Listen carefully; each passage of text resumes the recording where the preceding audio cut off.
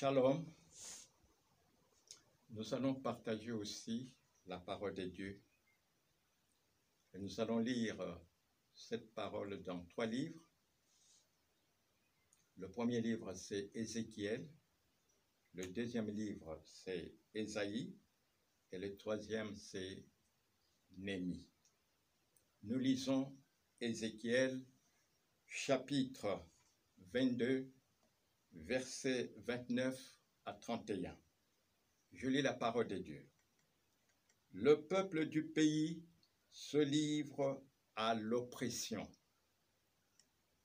commet des vols, exploite le malheureux et le pauvre, opprime l'immigrant contre toute justice. Verset 30 dit: Je cherche parmi eux un homme qui les protège par une clôture devant moi en faveur du pays, afin qu'il ne soit pas détruit. Mais je n'en trouve pas. Verset 31. Je répands sur eux ma fureur. J'en viens à bout par le feu de mon courroux. Je fais retomber leurs œuvres sur leur tête. Oracle du Seigneur l'Éternel. Le deuxième livre, Ésaïe. Ésaïe 58, verset 12. Grâce à toi, l'on rebâtira sur d'anciennes ruines. Tu rebâtiras les fondations de générations passées. On t'appellera le réparateur de brèches, celui qui restaure les sentiers et qui rend le pays habitable.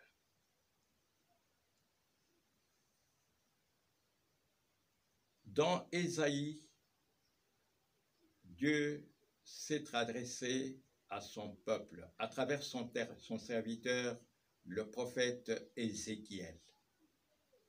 Dieu a vu que le peuple ne marchait pas dans ses voies. Le peuple de Dieu, le peuple choisi, le peuple d'Israël, eh bien, ne mettait pas en pratique les préceptes de Dieu. Le pays était versé dans le chaos, dans le désordre, et le pays était détruit. Mais comme Dieu est amour, il a envoyé son serviteur pour avertir son peuple, pour le ramener à lui. Malgré toutes les bévues que le peuple de Dieu commettait, Dieu, comme il est amour, il a envoyé Ézéchiel. Il a dit: Je cherche parmi mon peuple un seul homme qui puisse se tenir devant moi, c'est-à-dire devant la brèche, pour que je ne puisse pas détruire le pays. Et il n'en a trouvé aucun. Alors, il a agi. La Bible nous renseigne qu'à travers le temps, Dieu a agi pour ramener son peuple sur le bon chemin, pour que le peuple puisse faire sa volonté. À l'époque de Noé, il a envoyé le déluge. À l'époque de Lot, il a envoyé le feu pour détruire Sodome et Gomorrhe. À l'époque de Jonas, qui n'avait pas obéi, si vous voulez, au message de Dieu, à la volonté de Dieu qu'il avait envoyé à Ninive pour aller prêcher la parole afin que le peuple de Ninive soit sauvé. Il a pris le chemin de Tarsis au lieu de se rendre à Ninive. Et dans le bateau, Dieu a envoyé la tempête. Et c'est là que Dieu a pu faire amener Jonas à lui. Et il l'a amené à Ninive. Et il a prêché la parole. les Ninivites ont été sauvés. À l'époque de l'enfant prodigue, Dieu avait envoyé la famine pour faire prendre conscience aux fils qui s'étaient révoltés et qui avaient dilapidé le bien, l'argent de son père dans la débauche. La famine a ramené le fils prodigue sur le bon chemin. Il est rentré demander pardon à son père. Il est allé se réconcilier avec son père. Aujourd'hui, Dieu envoie dans le monde le sida. Il a envoyé le sida et aujourd'hui, il a envoyé le coronavirus. À travers le monde, tout ça, c'est pour faire prendre conscience au peuple de Dieu, à l'homme, parce que Dieu aime l'homme. Il ne veut pas qu'aucun périsse, mais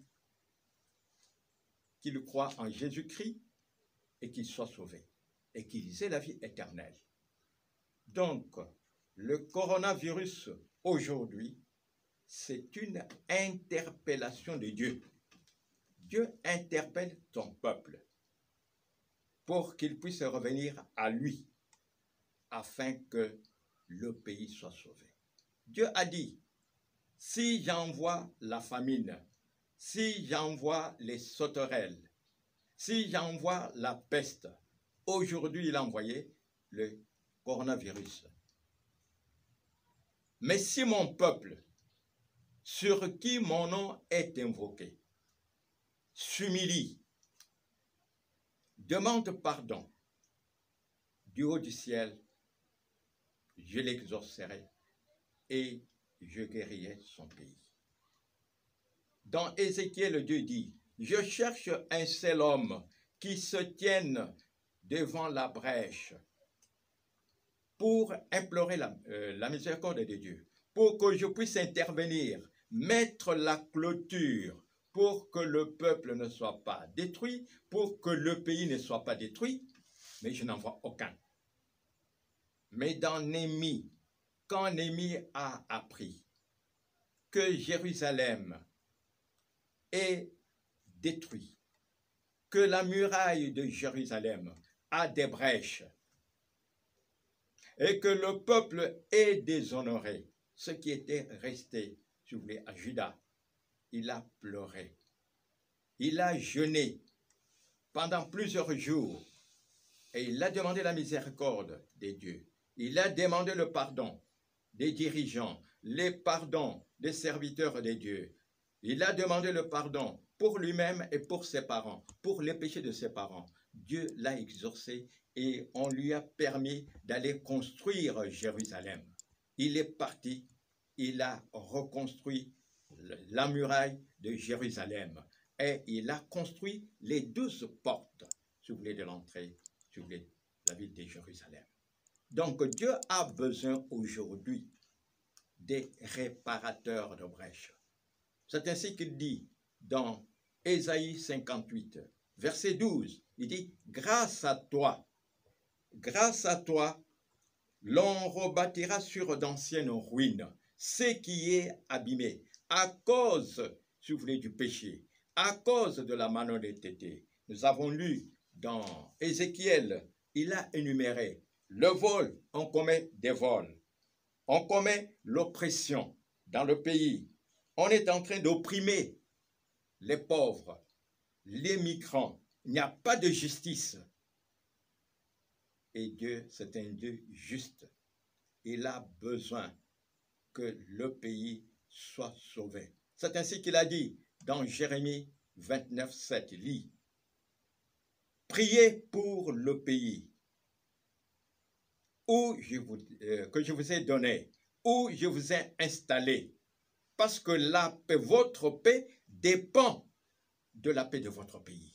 Nous avons besoin des Néhémies dans notre pays. Dieu a besoin des Néhémies dans notre pays, des réparateurs. Là où on a détruit, Néhémie va reconstruire. Ce qui a été brûlé, Néhémie va restaurer. Donc Dieu a besoin de ses enfants. Comme il a dit dans 2 Chroniques 7, 14, « Si mon peuple, sur qui mon nom est invoqué », le peuple sur qui le nom est invoqué, ce sont des chrétiens. Ce sont des chrétiens. Dieu a besoin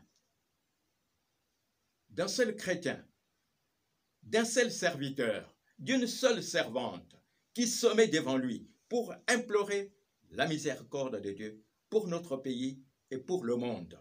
Parce que le coronavirus a frappé tous les continents, l'humanité entière, comme à l'époque de Noé.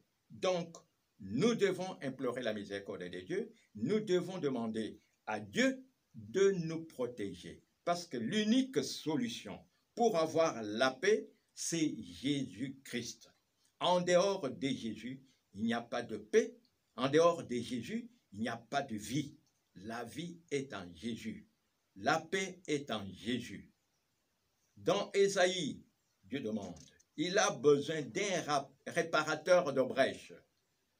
Quelqu'un qui va faire en sorte que le pays soit restauré, que le pays soit habitable, que le pays soit vivable, que dans le pays, on soit à l'aise, qu'on vive bien et qu'on soit, si vous voulez, qu'on puisse travailler pour le développement du pays. C'est la justice qui fait développer le pays. La justice. Dieu a dit dans Ézéchiel, il n'y avait pas de justice sociale.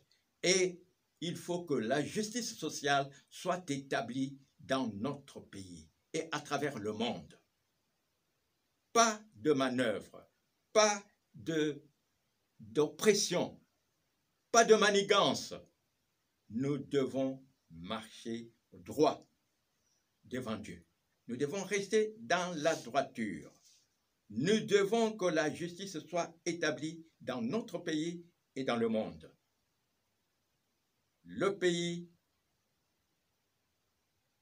se meurt. Le peuple souffre. Il y a du mal un peu partout. Dans nos familles, dans nos églises, dans notre pays, dans le monde. Mais il faut que la justice soit établie. Que la paix règne dans nos familles, dans nos églises et dans notre pays. Et même à travers le monde. Voilà la volonté de Dieu. Que nous soyons en paix et que nous vivions en paix, si vous voulez, dans nos familles, dans nos églises et dans notre pays. Dieu a besoin d'un réparateur aujourd'hui. Et c'est pour cela que je dis que le coronavirus, c'est une interpellation de Dieu. Dieu veut nous faire prendre conscience du mal qui nous ronge, du mal qui ronge le pays, nos familles, nos églises, notre pays, l'administration de notre église, le gouvernement. Eh bien, Dieu veut que nous puissions travailler pour que la paix règne partout dans notre pays. Il a dit, comme je l'ai dit dans Jérémie 29, 7, « Votre paix, ma paix, votre paix, la paix de nos familles, eh bien, vient de Dieu. Si dans le pays il n'y a pas de paix, eh bien, nous les habitants de ce pays, nous n'aurons pas la paix, nous ne vivrons pas à paix. Nous avons besoin de Jésus-Christ qui est notre clôture. Dieu a dit, que quelqu'un se tienne devant moi, devant la brèche, pour que je ne puisse pas détruire le pays. La clôture, la protection, notre refuge, c'est Jésus-Christ. C'est Dieu, le créateur du monde, le créateur des cieux et de la terre.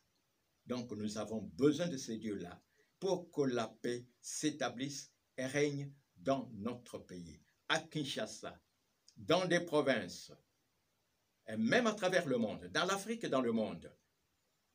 Dieu a besoin des réparateurs de brèches, les gens qui viennent réparer ce qui a été abîmé. Et c'est lui qui détruit qui? C'est qui? C'est le diable. Mais Jésus vient, lui, pour détruire les œuvres du diable et pour instaurer la paix dans nos vies, dans nos cœurs, dans nos familles, dans nos églises et dans notre pays. Notre paix dépend de la paix de notre pays. Donc, Dieu a besoin des enfants de Dieu, des serviteurs et des servantes qui se tiennent devant lui pour implorer la miséricorde et pour la restauration de notre pays. Voilà le message. Ce message vient du pasteur François Mutombo de l'église Centre évangélique de la gloire divine, de la coalition chrétienne des ambassadeurs pour Christ du Congo, qui est dirigé et encadré par le révérend docteur Mpoimwambi Donatien, qui est notre encadreur, qui est notre conducteur.